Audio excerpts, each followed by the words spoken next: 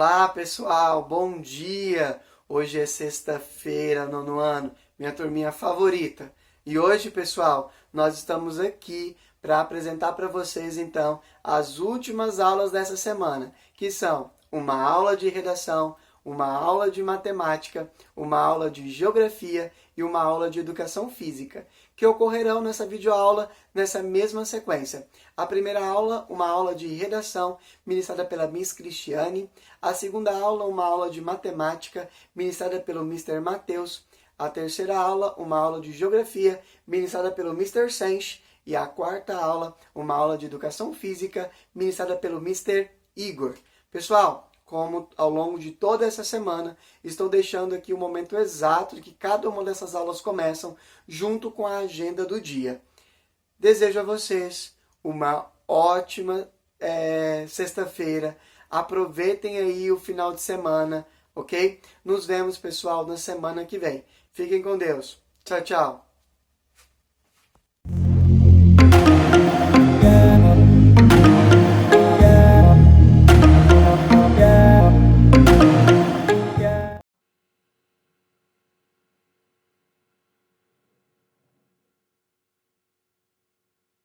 Bom dia, nono ano, tudo bem? Hoje, sexta-feira, dia 19 de junho, temos aí uma aula de redação. Então, para vocês aí iniciarem o final de semana, ainda nos resta essa atividade aqui de hoje, dessa aula, tá? Como fechamento aí das nossas atividades dessa semana, eu trago aqui para vocês uma proposta de artigo de opinião, que é um gênero que nós estudamos, que nós já fizemos alguns artigos de opinião, e eu coloquei ele aqui para que nós possamos fechar esse ciclo aí com esse gênero textual, tá? Então, é uma proposta, né, para que você elabore um artigo de opinião. Nós temos aí outras videoaulas sobre a questão teórica, né, como fazer um artigo de opinião, como ele é estruturado. Então, quem tiver dúvida, é só voltar nas videoaulas que trata sobre esse tema. E também no caderno de vocês tem conteúdo também, tá? Foi passado nas primeiras semanas de aula. Eu vou mostrar para vocês agora, tá? Essa proposta de artigo de opinião, tá? Deixa eu abrir aqui o documento. Pronto. Por que eu trouxe os limites entre o humor e o bullying? No livro literário que nós lemos aí nesse segundo bimestre, né, no Saindo da Plateia, teve um episódio, teve uma entrevista e um relato que falava sobre a questão da violência nas escolas. Então, eu coloquei esse tema aqui também, vai de encontro aí com os assuntos do livro literário, tá? Então, o tema é limites entre o humor e o bullying. A partir da leitura dos textos motivadores seguintes, e com base nos conhecimentos construídos ao longo de sua formação, redija um artigo de opinião em modalidade escrita formal da língua portuguesa sobre o tema acima. Qual é esse tema? Os limites entre o humor e o bullying. Então, meninos, seguindo aí, né? Nós temos, eu vou só aumentar um pouquinho o tamanho da letra, porque eu acho que tá saindo pequeno. Deixa eu só aumentar aqui um pouquinho.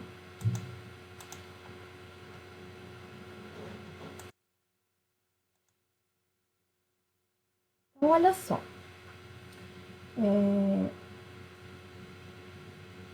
Ficou grande demais. Peraí, deixa eu voltar aqui. Desculpa, meninos. Tô alinhando aqui. Meu computador tá super, hiper, mega lento. E travando o tempo inteiro. Pronto. Agora sim, desculpa, meninos. Então, olha só. Seguindo aí, O que vocês vão colocar aí no artigo da reunião, né?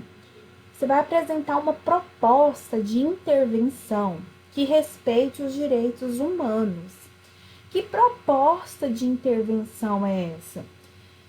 Como que você vai eliminar, ou como que você vai diminuir essa questão do bullying, né? Esse limite aí, né? Onde que é brincadeira, onde que é engraçado e onde que já passa a ser falta de respeito, passa a ser uma violência, seja ela física, verbal, emocional, porque o bullying ele se enquadra nessas categorias. Como que o que deve ser feito? Como que quais soluções eu posso apresentar no meu texto para que essa situação não vire um problema, para que as brincadeiras não virem um problema maior. Então, isso é uma proposta de intervenção. Para que você coloque aí no papel aí uma proposta de intervenção, você precisa apresentar o tema, falar sobre ele. Ah, quero colocar um dado estatístico. Não tem problema, você pode pesquisar um dado estatístico e colocar no seu texto, desde que tenha referência, ou seja, de onde é que você tirou aqueles dados. Você não pode colocar um dado, alguma informação e não ter a fonte em que foi pesquisado, ou quem, né, escreveu, quem fez a pesquisa, tá? Porque senão fica sem, quem está lendo o seu texto não vai ter essa informação. Então, foi o autor do texto? Foi outra pessoa? Quem foi que levantou essa pesquisa, tá? Selecione, organize e relacione de forma coerente e coesa. Argumente argumentos e fatos para a defesa de seu ponto de vista. Então, quando se fala assim, defesa do seu ponto de vista e argumentação, temos que ter em mente que não é porque eu tenho uma opinião, né? Eu vou apresentar a minha opinião, mas eu tenho que apresentá-la de forma o quê? Agradável. O que é uma forma agradável? Utilizando palavras, ideias, argumentos, colocações que não cause constrangimento, não cause desrespeito, não seja vulgar, né? Ah, o que é vulgar, né? Alguma coisa, alguma palavra que não seja tão, né, bonita, né? Coisas deselegantes, tá? Então, seria a elegância aí dentro dos textos. Ah, é a minha opinião, então vou colocá-la de forma educada, de forma bonita, de forma tranquila, sem que agrida o outro, tá?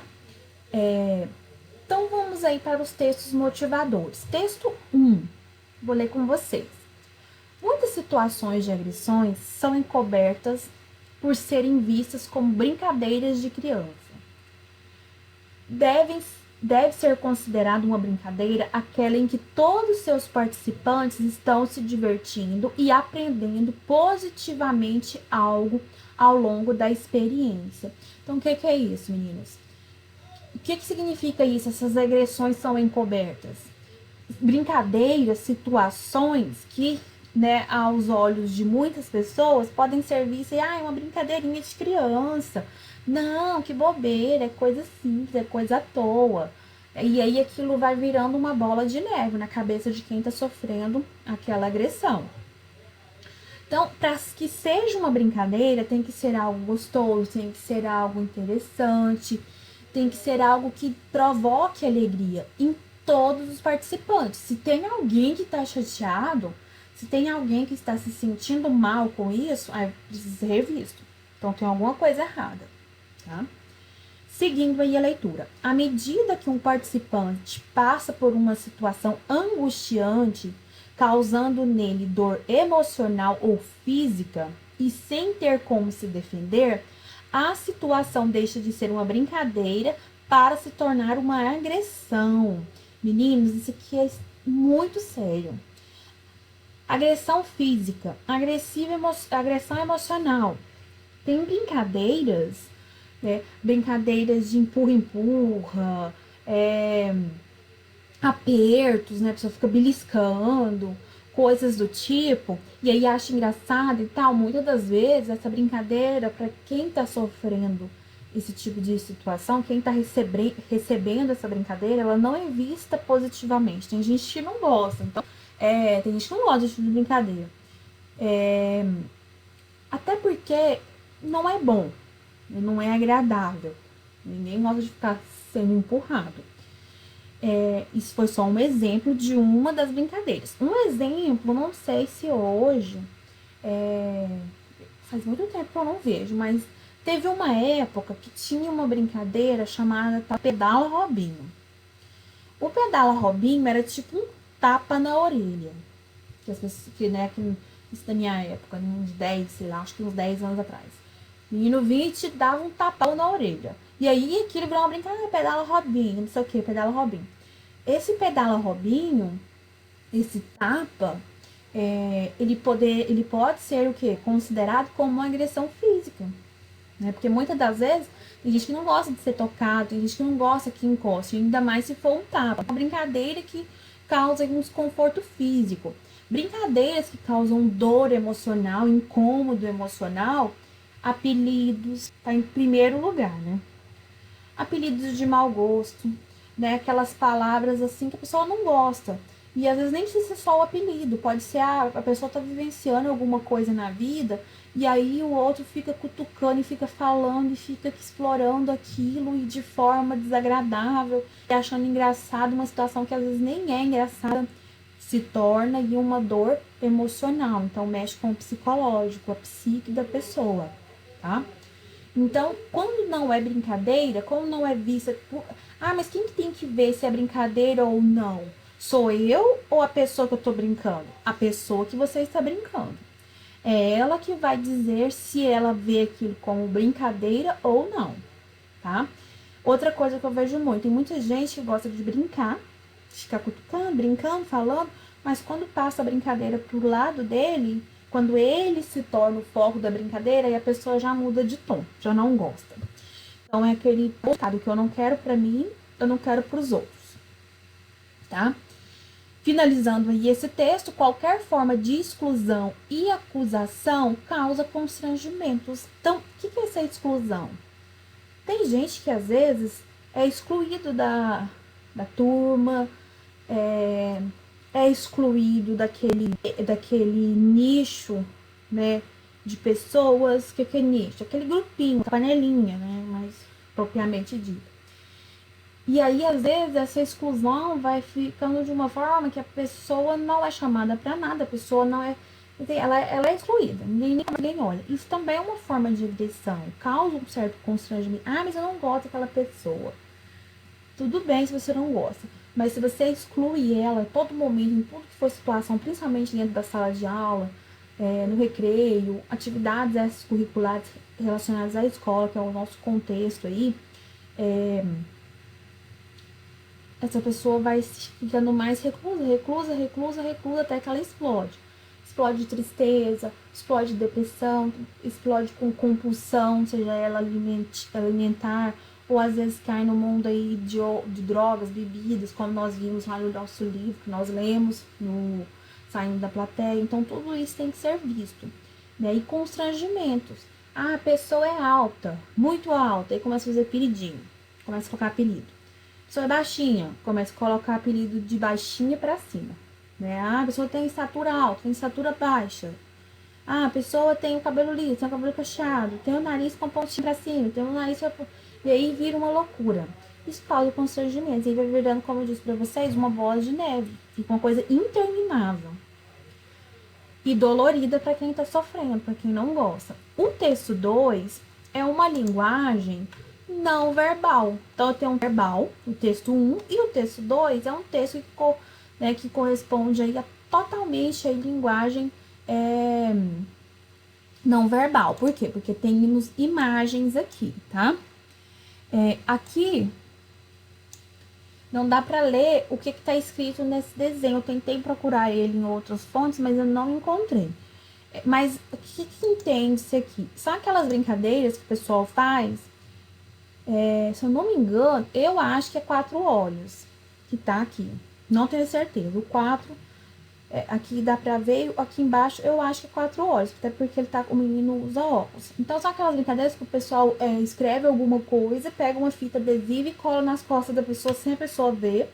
E aí a pessoa sai andando pela escola, pelo colégio, com aquilo nas costas. E aqui os dois aqui estão rindo, achando engraçado. E a pessoa que tá sofrendo a brincadeira não tá vendo graça nenhuma. Na imagem dá pra ver aqui que não tá vendo graça nenhuma. Tá se sentindo desconfortável. E os outros aqui, né, rindo aqui de passar mal, né? O primeiro aqui tá até segurando a barriga aí, né? Ou seja, tá até passando mal de tanto rir.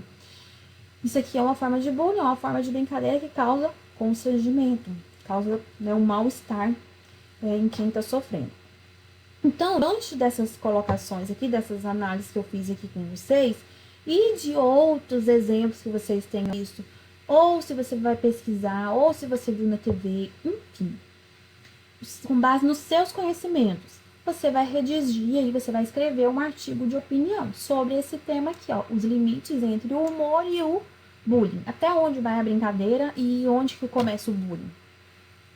E aí, lembrando que precisa ter uma proposta de intervenção, ou seja, o que deve ser feito para acabar com isso, ou para tentar minimizar gradativamente, até chegar a um ponto que não tenha mais esse tipo de situação.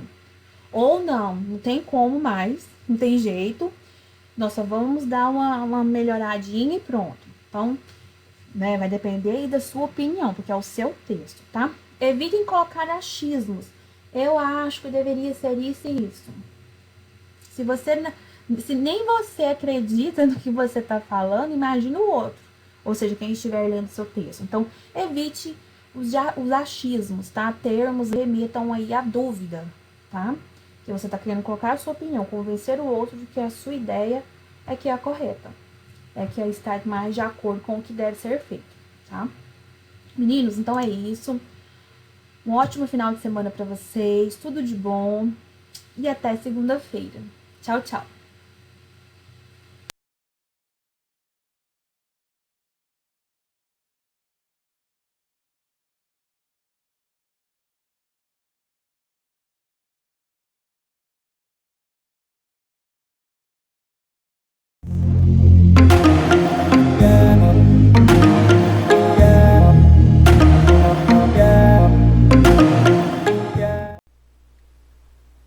Fala galera, beleza? Então, na aula de hoje a gente vai entrar na parte de média, mediana e moda, tá? Então, o que é a média, mediana e moda? Vamos fazer um exemplo aqui. Vamos supor que a gente tenha uma sala de aula, tá? Nessa sala de aula tenham 10 alunos, beleza? 10 alunos. A gente quer saber a média, a mediana e a moda da idade desses alunos. Então, então 10 alunos e aí os alunos têm essas idades aqui, ó. Tem 10 anos, 11 anos, 12 anos, 10 anos, 11 anos, 12 anos, 10, 11, já foi 6, 8, aí tem um aqui de 13, 9, tem outro de 11, tá? Então essas são as idades, ó. 1, 2, 3, 4, 5, 6, 7, 8, 9, 10. 10 alunos, tá? O que é a média aritmética? Para eu saber a média de idade dessa sala de aula com 10 alunos, saber a média, vai ser isso aqui, ó. Média aritmética, a fórmula é o seguinte. Vai ser a soma de todas as idades. Então em cima é a soma. Soma de todos os valores dividido pela quantidade, tá? Então a gente sabe, ó, média aritmética, a gente sabe o que? Vamos somar tudo, ó. Vai ficar o que, ó? 11, vamos fazer aqui, ó. 11. Vamos somar já aqui, né? 1 mais 0 dá 0, mais 1 dá 2, mais 2 dá 4, mais 0 dá 0, mais 1 dá 5, mais 2 dá 7, mais 1 dá 8, mais 1 dá 11. Então ficou 11, subiu 1. Então, 1, 2, 3, 4, 5, 6, 7, 8, 9, 10, 11. Então ficou 111. Certo? Então em cima a soma deu 111. Tá? E a quantidade, eu tenho 10 alunos, então é 10. 111 dividido por 10 vai dar 11,1 anos. Então a média de idade é de 11,1, tá? A média da idade da turma. Beleza? Tá, Matheus, e agora a mediana? O que é a mediana? A mediana, gente, é a gente pegar e organizar isso aqui de forma crescente, essas idades. Então a gente vai começar do menor até o maior. O menor é 10 anos, né? Aí tem quantos 10 anos? Tem 1, deixa eu pegar aqui, ó. 1, 2, 3. Tem 3, né? Então vamos pôr aqui. 10, 10 e 10. Tá? O próximo, 11 anos. Vamos ver quantos 11 tem? 1, 2, 3, 4. Então vamos colocar aí, ó. 1, 2, 3, 4. Sempre colocando em ordem crescente. 12. 1, 2. Então vamos colocar. 1, 2. E 13, a gente tem 1, né? Vou colocar aqui, 13, 1. Tá. O que é a mediana? A mediana, gente, é eu colocar. Nunca esqueçam disso. Eu tenho que colocar de forma crescente, organizar os dados de forma crescente e pegar o termo central, que é o termo que está no meio, ó. Se eu tenho 10, então eu vou ter 1, 2, 3, 4, certo? 1, 2, 3, 4. Não tem como, porque como a quantidade de alunos é par, então não tem um termo central. Eu vou ter dois termos centrais, ó. Porque se eu escolher esse termo aqui, vai sobrar 5 desse lado e 4 desse, então não está no meio. Então quando eu tenho números, uma quantidade par, eu tenho que pegar os dois termos centrais. Por quê? Ficou 4 aqui e 4 na outra, tá? Então eu vou somar os dois e dividir por 2. Então 11 mais 11 dá 22, não é isso? 22 dividido por 2 vai dar 11 mesmo. Então, a nossa mediana é igual a 11, tá? E a moda, Matheus? O que é a moda? A moda, gente, é eu olhar o termo que mais se repetiu, tá? Qual foi a idade que mais se repetiu? Não foi 11? Então a moda é 11. Se tivesse, igual a gente teve, ó, 4, 11, não foi? Se eu tivesse 4, 10 também, a moda ia ser 11 e 10. Ia ser as duas modas. Mas como eu tenho um termo só que se repetiu mais, que é o 11, então a minha moda é 11. Beleza? Tá ok, gente? Então, isso aí é o conceito de média, mediana e moda. Então vamos fazer um exemplo do livro aí, ó. Que ele fala o seguinte. Deixa eu achar aqui.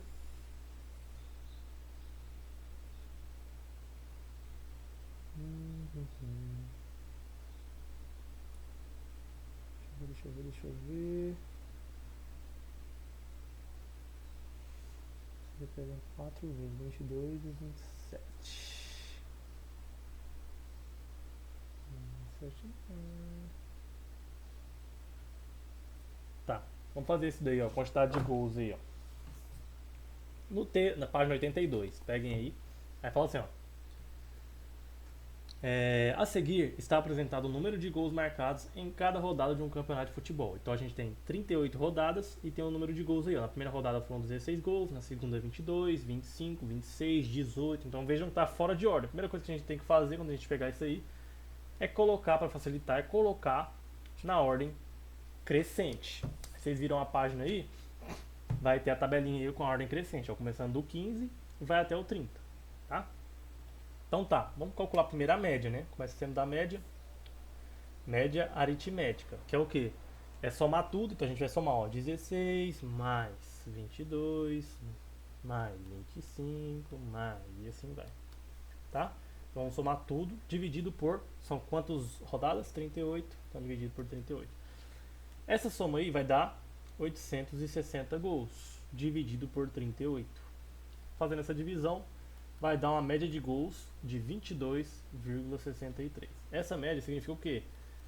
Que a média, mais ou menos assim, por partida é de 22,63 gols, tá? Beleza. Agora, vamos calcular a mediana. A mediana a gente vai colocar em ordem crescente, né? E aí vamos pegar os termos centrais. Se tem 38 é par, beleza? E se a gente olhar aí, ó, colocar na ordem crescente, vai ficar entre o 22 e o 23. Então a gente vai somar os dois e dividir por 2. Isso aí vai dar 45 dividido por 2, que dá 22,5. Então nossa mediana é 22,5. E a moda, Matheus, qual que é a moda? Vamos ver os termos que mais repete? Os termos que mais se repetiram aí foram o 22.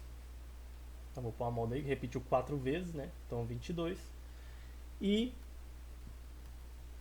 outra moda também que repetiu 4 vezes foi o 26. No livro aí ele colocou 27, mas ele errou, tá? É 26. Beleza?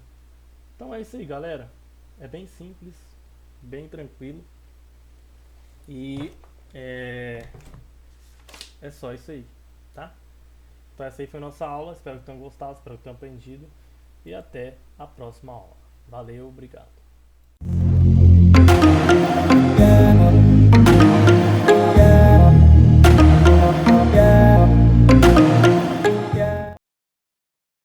Bom dia, nono ano. Como é que vocês estão nessa manhã de sexta-feira? Bom, pessoal, vim mais uma vez para dar continuidade, então, ao nosso conteúdo. A semana que vem, nós temos nossas atividades que continuam na plataforma do Google Classroom. Não haverá tarefas de casa, né? Então, estamos aí caminhando para a reta final, né, do segundo bimestre, graças a Deus. As notícias que nós estamos tendo do conselho, que nós estamos ouvindo é que muito provavelmente a gente volte em agosto, depois das nossas férias de julho.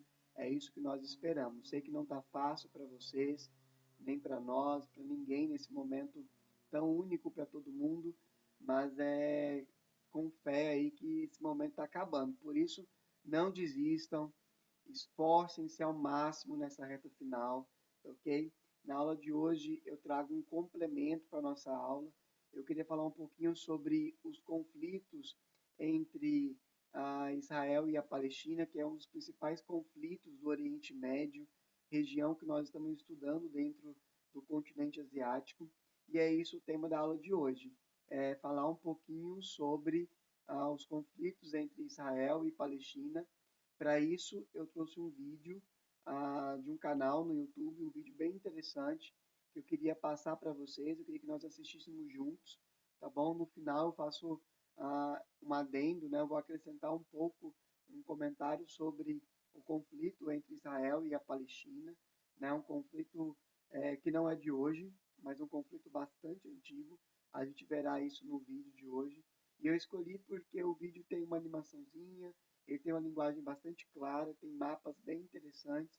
Então vamos assistir o vídeo juntos, tá bom? E aí, então a ideia é de trazer o vídeo para que a gente possa assistir juntos. E aí no final a gente faz mais alguns comentários, tá bom? Pessoal, então bora lá pro vídeo. Bom vídeo para nós. Bom dia.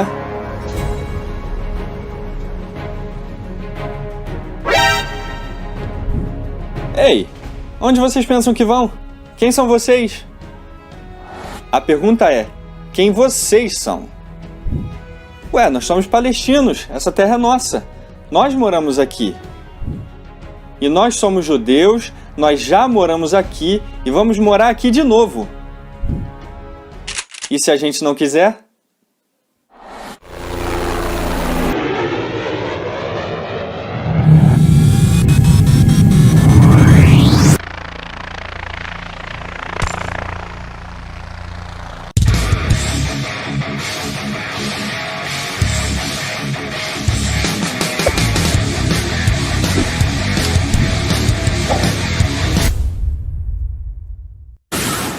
salve, meus cavaleiros, Thiago aqui, sejam muito bem-vindos ao Império AD. Tem uma lei na física chamada de princípio da exclusão e que a ideia é muito simples.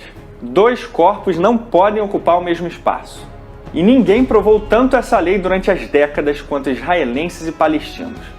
De um lado estão os judeus, que se consideram os verdadeiros herdeiros divinos da terra e que foram expulsos injustamente de um lugar conquistado pelos seus ancestrais. E do outro lado tem os palestinos, que ao longo de séculos passaram a dominar a região e que agora se sentem donos da terra por direito. Então, quando 2 corpos bem diferentes tentam ocupar o mesmo lugar, coisas não muito boas acontecem. E por mais que a fé deles seja muito diferente uma da outra, na verdade o motivo pelo conflito vai muito além de religião. O combustível desse conflito é o mesmo combustível que inflamou todas as tretas da história da humanidade até os dias de hoje. Terra. Debaixo de guerra o Estado de Israel foi criado e debaixo de guerra israelenses e palestinos vivem até hoje. Mas o início do caos começa aqui. Europa no final do século XIX, aqui, no Império Austro-Húngaro. O Império estava quebradaço, com umas 10 nações querendo independência e um movimento nacionalista bitolado tomando conta de todas elas. E no meio desse nacionalismo frenético surge ele, o macho alfa húngaro judeu, o mensageiro do caos na Terra Santa, o guardião semita, Theodor Herzl. Ele queria mudanças para o povo judeu. Nós, judeus, queremos ser aceitos e respeitados na Europa. Chega de antissemitismo. Nós também somos filhos de Deus. Mas a situação de vocês já melhorou tanto aqui. Vocês são praticamente europeus.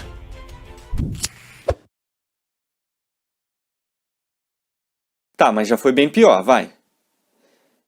Então Herzl só vê uma saída para tantos maus tratos. A criação de um Estado judeu, mas não aqui. Aqui. E ele cria um conceito nacionalista que seria o norte dos judeus nessa jornada até lá. O sionismo. Mas no final do século XIX, quem mandava aqui, no que hoje é a Palestina, era o quase todo-poderoso Império Otomano. O Império Otomano era muçulmano, por isso quase 90% da população que morava lá era muçulmana, os outros quase 10% eram cristãos e quase nenhum por cento era judeu. E o Império Otomano crescia, aumentava, dominava e prosperava até que... Toque, toque. Quem é? Durante a Primeira Guerra Mundial, os britânicos fizeram algumas promessas bem realistas em troca de alguns favores. Ei, judeus, a gente está ligado nesse lance de sionismo que vocês estão doidos para voltar para casa. Então vocês ajudam a gente contra os otomanos e quando a gente vencer, a Palestina é de vocês, fechado? Prezado Hussein ibn Ali al-Hashimi, se vocês se rebelarem contra os otomanos em Meca, nós vamos criar um estado novinho só para vocês na Palestina. Um ano antes disso tudo... Ei, franceses, a gente derrota os muçulmanos, eu fico com a Palestina e vocês com a Síria, ok? Os ingleses eram tão bons em promessas que prometeram a mesma coisa para eles, para os judeus e para os árabes. Não tinha como dar errado. Mas até que os ingleses cumpriram a promessa aos judeus na Declaração de Balfour. De apenas 3% da população palestina no final do século XIX, os judeus passaram a 30% nos anos 40. Nesse período, a região ficou sob domínio britânico, que tentou colocar ordem na bagunça, criando regras bem diferentes para cada povo, que não ajudou nada nas tensões entre eles. A Palestina ainda não era um país, e até hoje talvez ainda não seja um país, depende para quem você pergunta. Não. Então aquela divisão entre cristãos, judeus e árabes fez surgir um senso nacionalista entre árabes que levou à grande revolta de 1936 contra os britânicos querendo independência. Senhor, encontramos esses árabes mimizentos querendo arrumar treta. O que devemos fazer?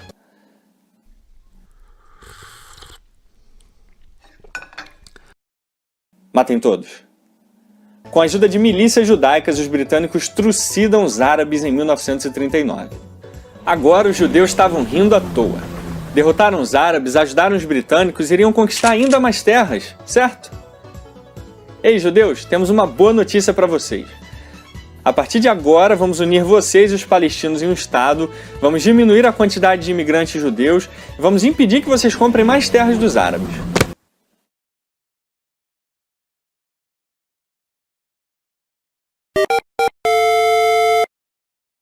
Tá.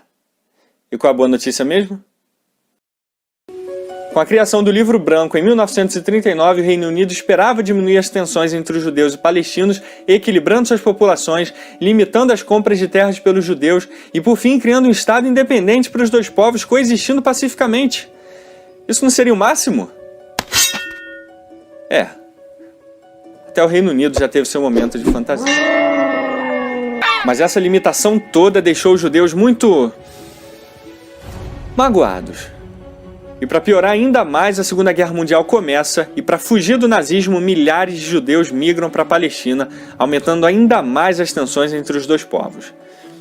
Mas como o mandato do Reino Unido no Oriente Médio já estava acabando mesmo, os britânicos de saco cheio resolvem entregar a Palestina e todas as tretas de presente para a recém-criada Nações Unidas, que dividiria o território entre palestinos e judeus e tiraria Jerusalém das mãos deles para evitar mais treta. Ok, senhores. Então a primeira coisa que precisamos fazer é dividir as fronteiras de forma bem clara e definida para não ter confusão. Alguém tem alguma sugestão? Eu tenho, senhor. Eu acho que desse jeito aqui está bem claro, não acho? E o presidente da Assembleia Geral responsável por essa 7ª maravilha da cartografia moderna foi ninguém menos que um brasileiro, Osvaldo Aranha. Mas é claro que mesmo esse labirinto não podia dar errado, afinal de contas a ONU tem o poder de unir as nações, certo? O plano de partilha de 1947 foi uma bosta mole que tanto judeus como árabes pisaram com tudo. Mas não tema, se a situação entre judeus e israelenses já estava ruim, ela ia ficar muito pior. Mas algumas horas antes do Reino Unido sair oficialmente, os judeus declaram oficialmente a independência de Israel e criam o Estado de Israel em 14 de maio de 1948. Os árabes, revoltados com essa divisão da ONU e ainda mais revoltados com a criação do novo Estado de Israel, declaram guerra contra os israelenses e no dia seguinte a independência de Israel. Egito, Jordânia, Iraque, Síria, Líbano, Arábia Saudita e Iêmen. Mas contra todas as expectativas, Israel consegue levantar um exército impressionante e derrota a Liga Árabe na Guerra Árabe-Israelense de 1948. A derrota foi tão esmagadora para a Liga Árabe que depois esse período de conflitos e de guerras passou a ser chamado pelos próprios palestinos de A Catástrofe. Eles assinam o armistício em 1949 e no final das contas Israel acabou ocupando ainda mais territórios do que a resolução original da ONU. 700 mil palestinos deixaram suas casas e começaram a buscar abrigo em outras regiões da Palestina, deixando os árabes amargando uma derrota e fazendo crescer um desejo de vingança que duraria 20 anos depois. Mas como diz o ditado, a vingança é um prato que se come frio. Mas no caso dos palestinos, eles comeram gelado.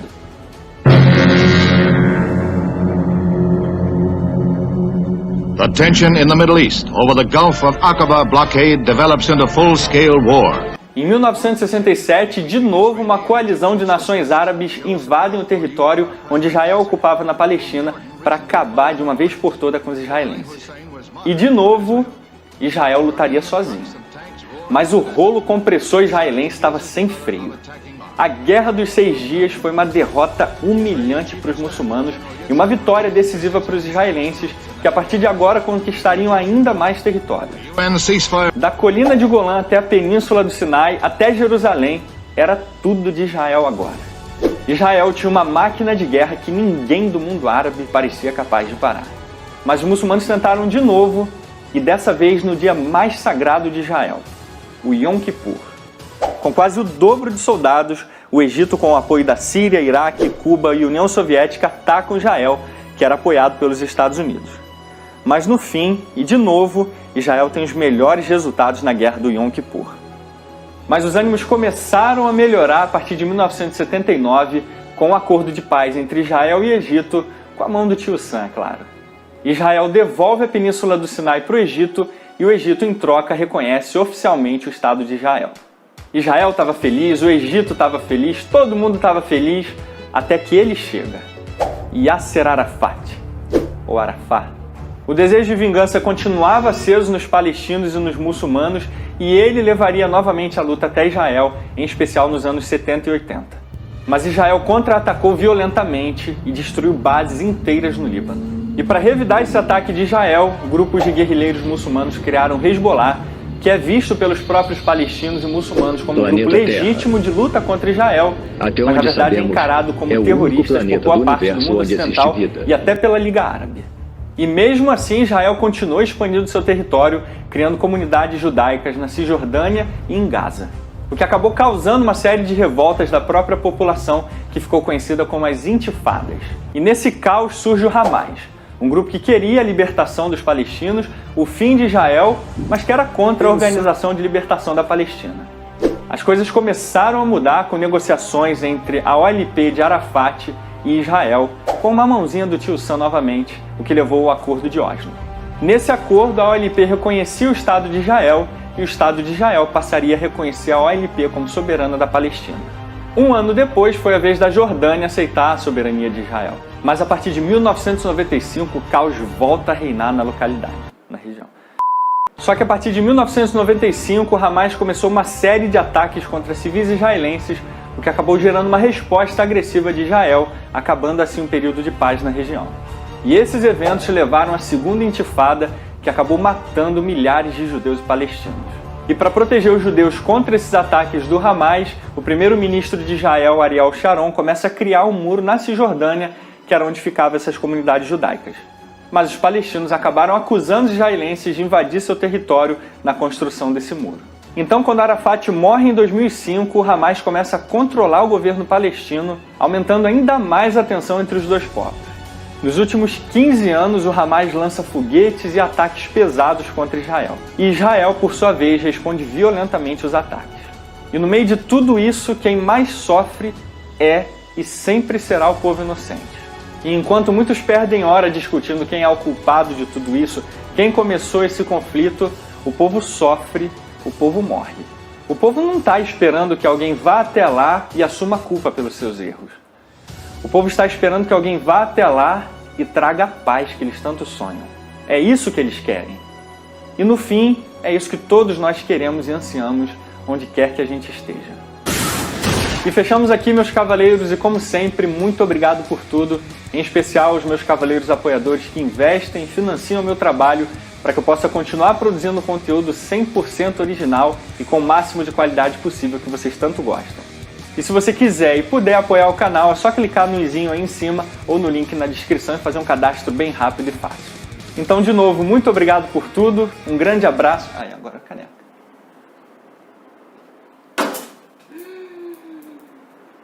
Quebrou o chifre. Então, de novo, muito obrigado por tudo, um grande abraço, se cuida e adeus. Bom, pessoal, é isso, né? E aí, enquanto o vídeo passado disparou o alarme aqui no vizinho, mas a gente vê que o conflito não é de hoje, né? O conflito é algo antigo, e aí entre Palestina e Israel, a gente consegue ver esse conflito, né, no livro da Bíblia, né? E a gente, nesse momento, a gente pode usar a Bíblia como um documento histórico, e lá nós vamos ter o relato do povo hebreu, que depois se tornará o povo israelita, onde Deus promete a esse povo uma terra chamada Terra de Canaã. E essa terra de Canaã é o atual Israel. E Deus leva Abraão a essa terra que já era povoada, né? A gente vai ver Abraão habitando essa terra, e ali ele cultivando, tendo sua família, sua descendência. A gente vai vendo os hebreus se tornando numerosos, até que a gente chega no momento da Bíblia onde nós temos a história de José, né? Você já deve ter ouvido falar sobre essa história, o sonhador José. José que é vendido para o Egito como um escravo, né? Ele que é dado como morto, né? Ele é jogado no poço pelos irmãos, que contam ao seu pai que ele havia sido devorado por animais, e José é vendido para o Egito como escravo. E no Egito José cresce, José vai conquistando posições, até que José se torna um governador. E um momento de seca, a gente vê na Bíblia um relato de que os hebreus então saem de Canaã e são levados por José, então, para a terra do Egito, né? E no Egito eles ficam lá por bastante tempo, até que então eles se tornam escravos no Egito depois, né, de bastante tempo, até que surge um outro personagem que é Moisés. Já devem ter ouvido falar bastante aí da história de Moisés, que abre o Mar Vermelho, enfim. E aí nós temos nessa história, né, Moisés levando novamente o povo para a terra de Canaã, né? E aí é exatamente essa saída do Egito que dá o nome de Êxodo, lá que é o segundo livro da Bíblia. E aí, pessoal, é interessante porque a palavra Êxodo significa saída, né? Eles estavam saindo do Egito para voltar à terra prometida, que era a terra de Canaã. Entretanto, quando eles chegam a Canaã, Canaã já estava habitada por outros povos, né? Povos esses que depois se tornariam hoje os palestinos. Então a gente vê, pessoal, que o conflito não é apenas religioso, né? Não é só entre judeus e muçulmanos. O conflito também é territorial, né? Aquela terra já pertenceu aos judeus, mas os judeus abandonaram essa terra, né? Que depois foi povoada por muçulmanos, né? Por palestinos. Depois os judeus voltam a essa terra e hoje tentaram reconquistá-la.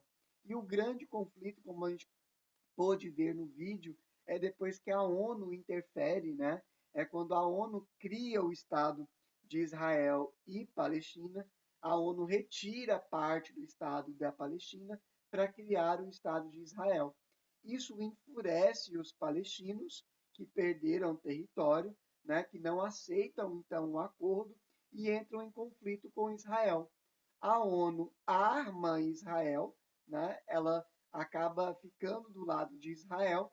Israel vence o conflito com a Palestina e ele anexa o território então até então dividido de Israel com Palestina ao seu território, transformando assim todo o território em Israel e extinguindo então o Estado da Palestina. Hoje os palestinos lutam, né, pela independência da porção do território, para que haja novamente, né, o surgimento do Estado da Palestina. Então esse é um conflito bastante antigo e que traz muitas mortes.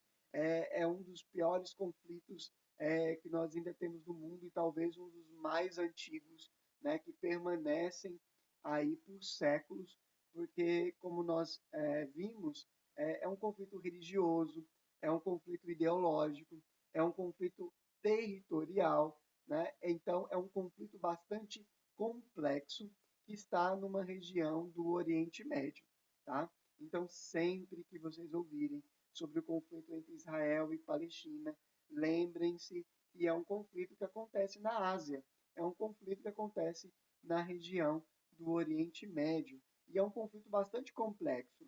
Então, se vocês também ouvirem que é por questão religiosa, é mais do que isso, tá? Envolve uma questão territorial de séculos, de conquistas, reconquistas, de exclusão territorial, né, de marginalização de um povo. Então, de posicionamento, né, no momento em que a ONU ficou de um lado, né, em detrimento do outro. Então, isso é muito sério. O próprio Brasil sempre se mostrou neutro, até no ano passado. Não sei se vocês acompanharam essa discussão. No ano passado, no governo, né, já do atual presidente Jair Bolsonaro, o presidente ele reconheceu, né, Jerusalém, que é uma cidade santa, como capital de Israel. Isso trouxe uma revolta do povo muçulmano, né, já que Jerusalém também é uma cidade santa, né, é uma cidade importante para muçulmanos e cristãos. E aí, ao assumir Jerusalém como capital de Israel, o Brasil estava reconhecendo que Israel estava certo nesse conflito, né? Era o Brasil tomando uma posição entre o conflito de Israel e Palestina. Isso gerou alguns descontentamentos, alguns problemas diplomáticos aí para o Brasil, tá bom? Pessoal, no mais era isso mesmo que eu queria mostrar para vocês, queria passar esse vídeo para vocês. Espero que vocês tenham gostado. Qualquer dúvida, qualquer coisa, podem entrar em contato comigo. Semana que vem, então, a gente tem nossas atividades lá no Google Classroom. Estou super animado nessa reta final, tá bom? Esforcem-se, façam com muita atenção, estudem os conteúdos, tá bom? Do módulo 2, do segundo bimestre. Muita gente pergunta quais são os conteúdos. Pessoal, é módulo 2, tá bom? De vocês. A gente sempre acompanha, né, os módulos. Então, o primeiro bimestre foi o módulo 1. O conteúdo do segundo bimestre é o módulo 2, tá bom? Então, estudem aí o módulo 2. Se preparem para as atividades que vão acontecer lá na plataforma do Google Classroom. São espécies de trabalhos, tá?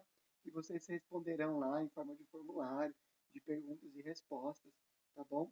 Qualquer coisa, podem entrar em contato comigo. Abraços, nono ano, morrendo de saudade de vocês, tá bom? Até. Fiquem com Deus. Tchau, tchau.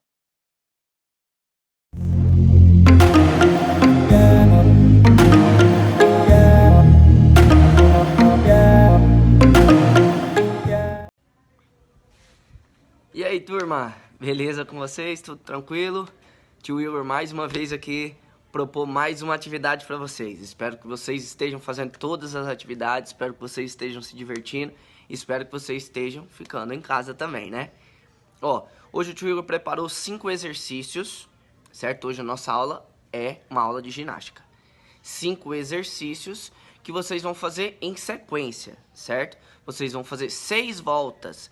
O que significa uma volta? Você vai fazer um primeiro exercício, a quantidade que o professor vai colocar, segundo exercício, terceiro exercício, quarto exercício, quinto exercício. Terminou todos esses, isso é uma volta, certo? Vocês vão fazer 6 voltas, ok? Então vamos lá. Vou falar os exercícios e vou demonstrar todos eles também, tá bom? Primeiro exercício é o agachamento. Vocês, simples de se fazer, todos sabem. Segundo exercício é a escalada. Vou mostrar como funciona. Terceiro exercício, polichinelo. Quarto exercício é um abdominal, certo? E o quinto exercício é um afundo com chute. Então, eu coloquei 2 aí que vocês acham que não fizeram ainda. O professor nunca passou, tá bom? Então, vamos lá. Vou explicar pra vocês. Aí, depois que eu explicar, eu falo as quantidades, tá bom? Mas é bem simples de se fazer. Espero que vocês gostem também e se divirtam. Ó, vamos lá. Primeiro exercício, agachamento. Joelho acompanha a largura do seu ombro, certo? Então, você vai fazer um movimento de simulação que você estivesse sentando. Ó. Agacha e volta, certo? Vou fazer de frente. Ó, meu joelho. Agacha e volta, certo? Esse é o primeiro exercício, é o agachamento. O segundo é a escalada. Vocês podem fazer com as mãos no chão ou com as mãos em um apoio. Então, coloquei o apoio, certo? Vou colocar os pés para trás e ó, certo? Eu vou simular uma corrida, certo? Trazendo o meu joelho até o meu peito. Esse é o segundo exercício, escalada. Terceiro exercício, polichinelo. Todos sabem, né? Quarto exercício é o abdômen. Então, eu estou usando aqui uma toalha dobrada. Vou deitar. Deitadinho no chão, ó. Perna dobrada, mão atrás da cabeça. Sobe e volta. Sobe. Ok? Esse é o abdômen. Vamos para o quinto exercício, que é também uma novidade. É afundo com chute. Então eu desci, vou chutar na frente. Isso, chuto. Chuto. Você pode fazer dessa maneira, só uma perna, ou pode fazer as duas. Chuto, alterno, chuto, alterno e chuto. Certo? Esses são os 5 exercícios. Para não ficar difícil de se fazer, o professor propôs o quê? Vocês fazerem 6 voltas. Em todos esses exercícios, vocês vão fazer 20 repetições.